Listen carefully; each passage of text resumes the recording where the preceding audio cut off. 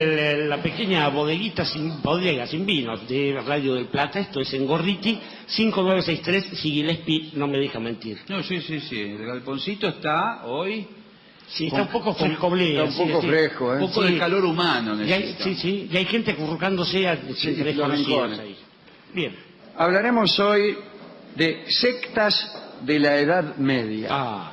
En verdad vamos a hablar solo de dos sectas. Yo había preparado un informe con muchas más, pero era por demás extenso y aburrido.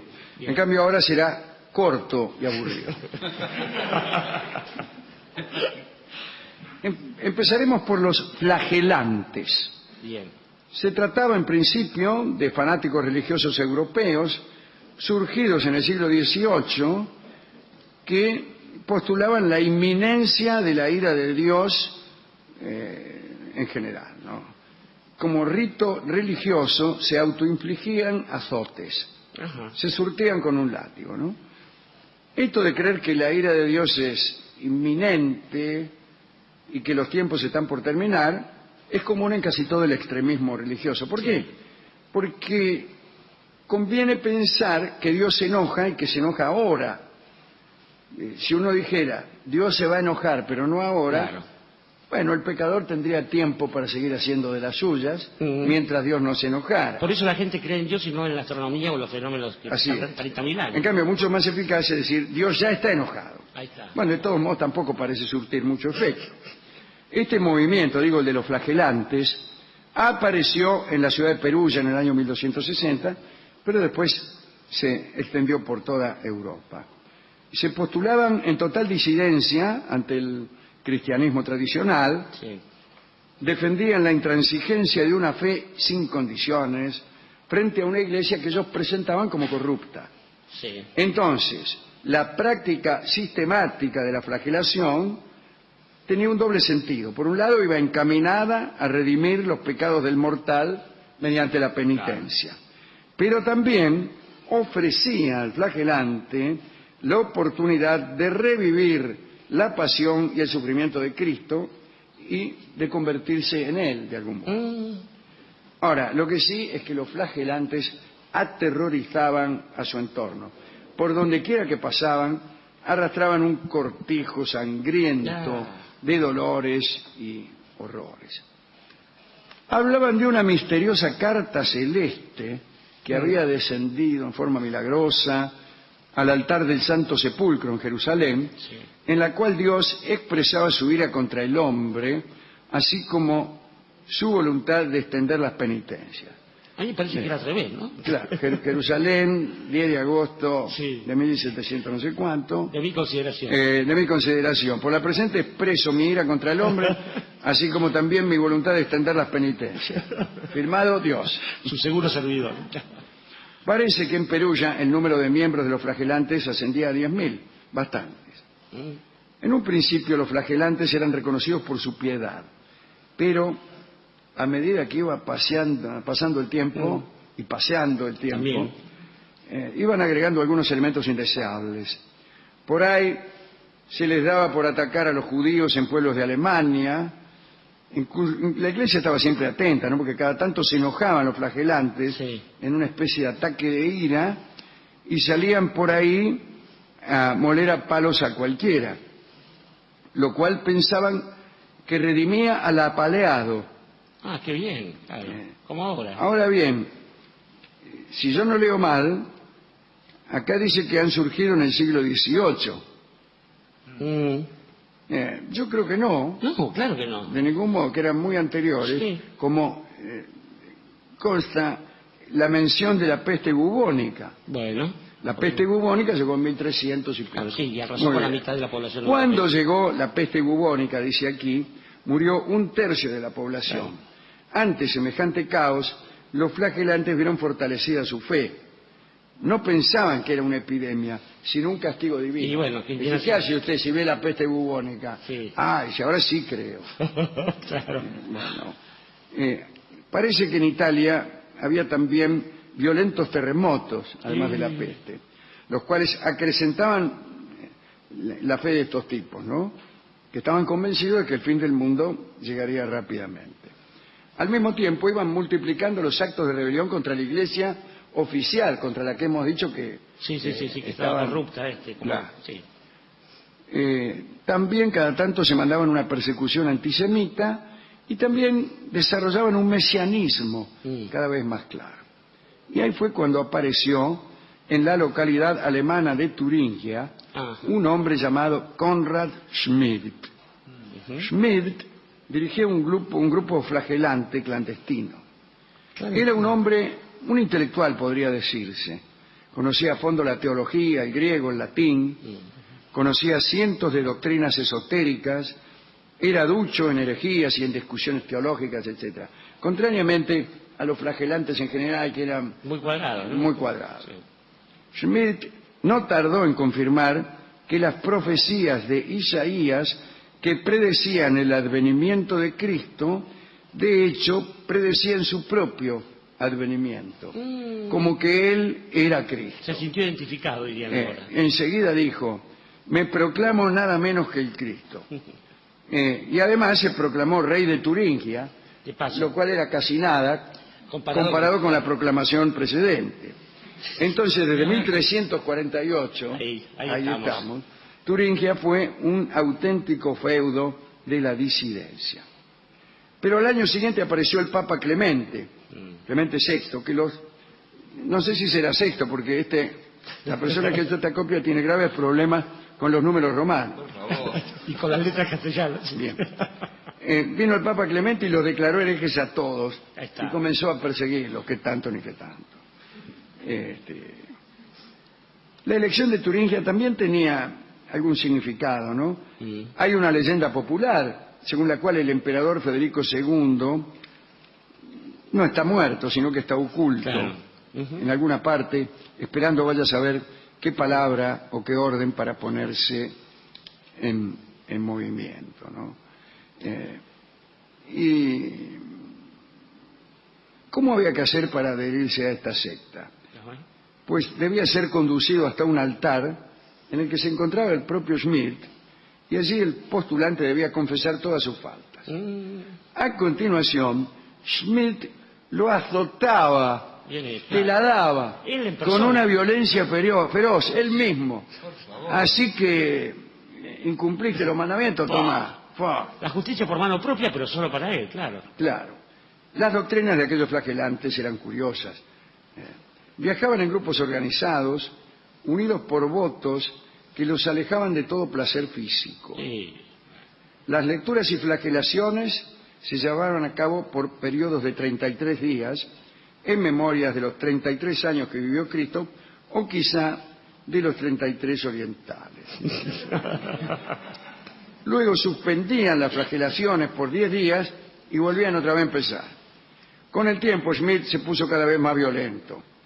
Pronto la Inquisición reaccionó también violentamente. Y así en 1368 se desencadenó la represión.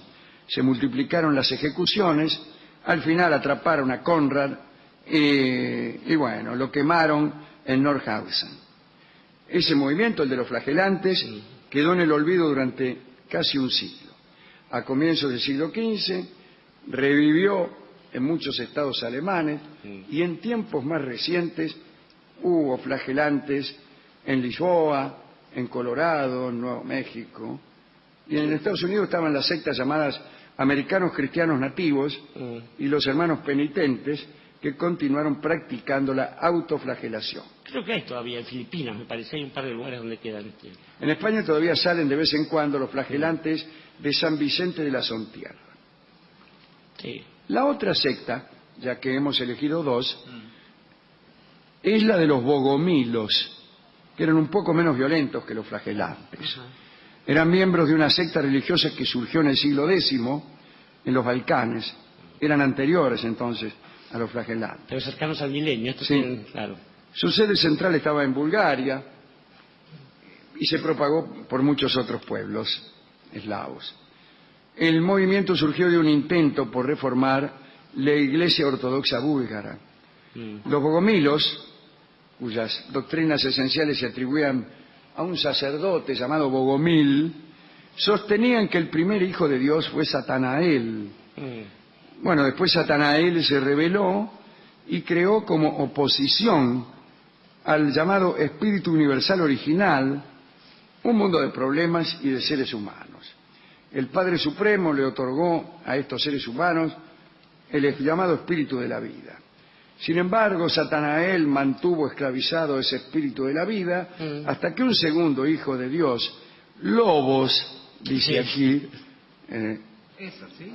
es Logos. Es Logos, probablemente, ¿no? Es Logos. Pero bueno, es la misma persona, la del siglo XVIII. Que aprendió logaritmos después. Logos bajó del cielo y adoptando un cuerpo espectral, pero bueno, y todo así. Sí. Y todo así, o sea, no tiene ninguna gracia. Tiene puntos en común con las con la doctrina cosmovisiones de los gnósticos. Y también, y antes todavía con el mazdeísmo, ¿no? Que es el fundante de esta dicotomía. Pero lo importante de los bogomilos es que practicaban el ascetismo, en el más estricto de los órdenes, ¿no?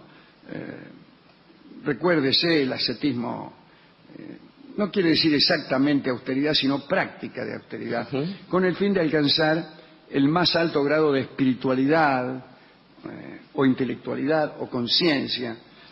Bueno, es una doctrina bastante más razonable que la anterior. Y bueno, así como los seguidores del cinismo o el estoicismo se esforzaban en dominar el deseo y la pasión, los bogomilos tomaban esos mismos preceptos, pero en forma más completa. Comían y bebían lo necesario para no morir. Mozo, tráigame lo necesario para no morir, con manices. Y por supuesto, no existía para los bogomilos la actividad sexual. Mozo, los manices déjelo. Los bogomilos despreciaban las imágenes sagradas, renegaban de los sacramentos, aceptaban todos los escritos del Nuevo Testamento, pero del Antiguo solo los salmos y los profetas. En 1118 el emperador de Bizancio, Alejo I, ejecutó redondamente al líder de la secta, de la secta, que también se hacía llamar bogomil, porque sí. En el siglo XV, durante la conquista musulmana de Bosnia, recuérdese que los musulmanes estuvieron allí, y también en las puertas de Viena, ¿no? Por supuesto. Bueno, siguen allí. La mayor parte de los cristianos que se convirtieron al islamismo eran bogomiles. Antes de que fuera suprimida la secta, ayudaron también a los albigenses, ¿se acuerdan? ¿Cómo no? Y a los cátaros. Los cátaros, claro. O sea, se anotaban en todas. Sí. Finalmente se diluyeron en su totalidad.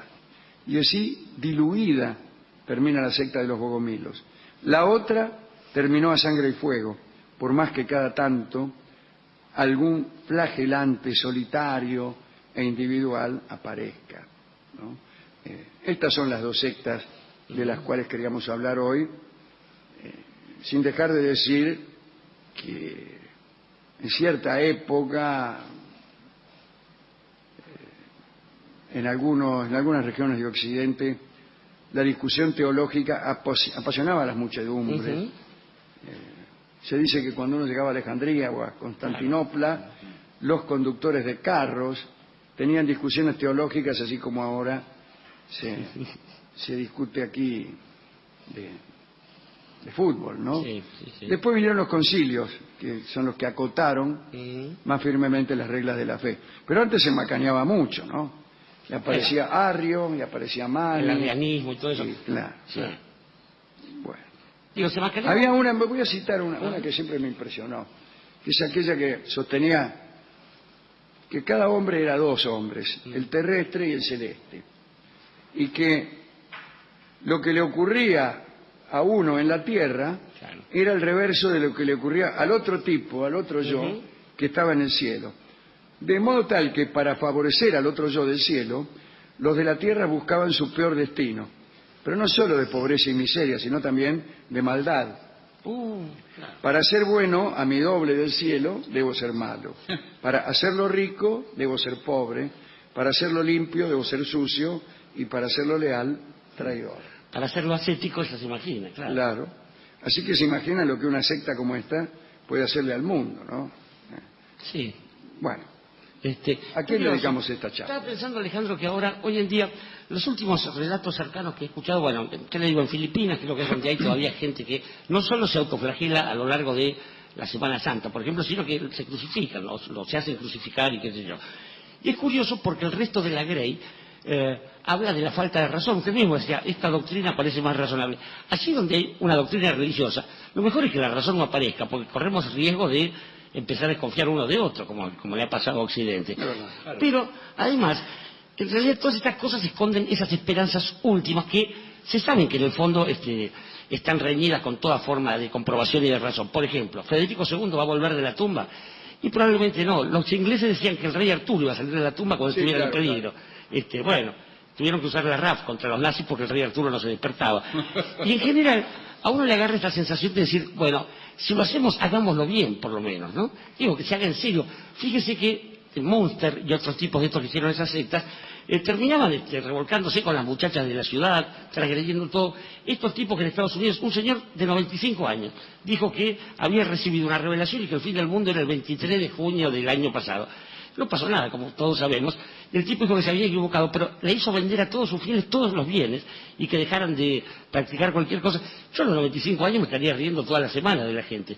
Digo, así donde hay vida humana es muy difícil establecer algo de trascendencia poniéndose uno como ejemplo. Quiero decir que para construir estas cosas lo único que sirve es el relato, es la literatura, es la palabra. Así, donde hay algo sacrificial que tiene un relato, entonces hay una épica y hay una mística. Si no, ahí donde hay algo sacrificial, un poco de sangre y no hay relato, lo único que queda en el fondo son tortazos. Y tortazos es la milonga que escucharemos en recordación de la forma en que se surtían los flagelantes. La milonga Tortazo será cantada con su letra no tan legítima por el gran cantante que es Edmundo Rivero. Pero yo creo que esta letra no es la original, que está un poco modificada. Vamos a verla. Claro.